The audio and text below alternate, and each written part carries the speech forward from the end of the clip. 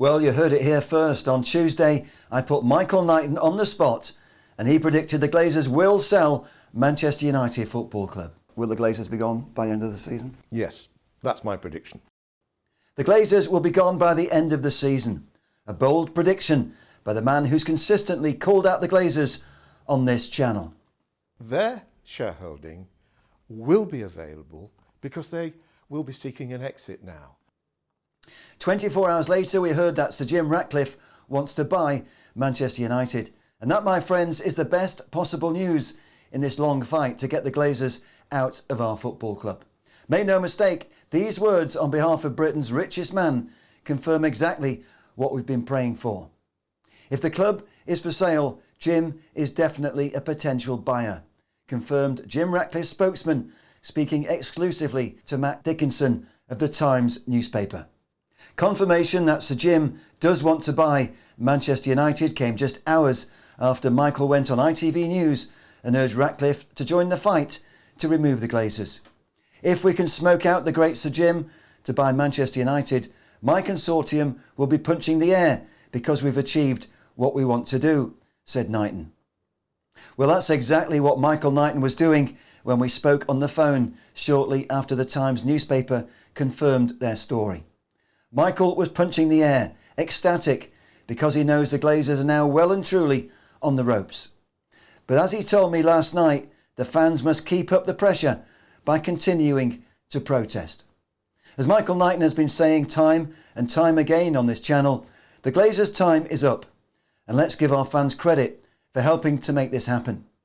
Even Chief Executive Richard Arnold admitted, when he was ambushed by supporters, that fan pressure was damaging the Glazers' position.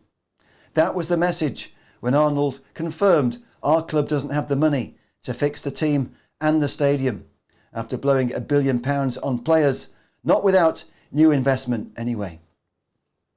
And that's where Jim Ratcliffe obviously came into the Glazers' thinking. But this battle is not yet over. Monday night's upcoming protest before and during the match against Liverpool is now more important than ever. There will be nowhere for the Glazers to hide if our fans make it crystal clear we've all had enough. The one complication is that Ratcliffe's company Ineos already owns Nice. So they must satisfy ownership rules with two clubs potentially in European competition.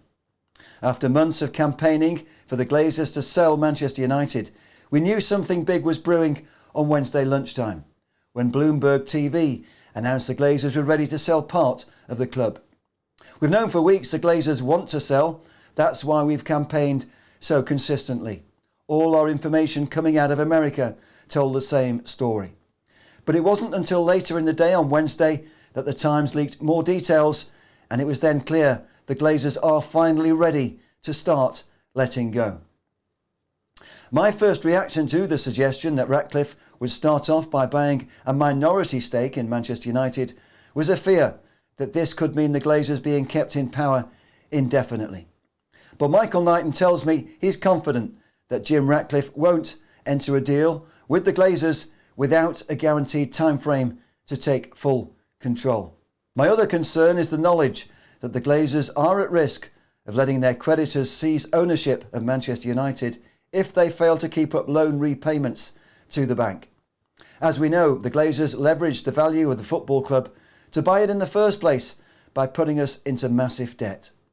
Debts that ultimately have consequences. That's why I believe the Glazers secretly started talking to Ratcliffe after Sir Jim made it known he didn't want to be part of a hostile takeover. Meantime, Michael Knighton's consortium of silent knights had prepared for a hostile bid, and who knows, the money they now have in place may yet be important if there are complications. But finally, for the first time in 17 years, there's a growing belief among our fans that the Glazers truly will be gone before the end of the season. And how great does that sound?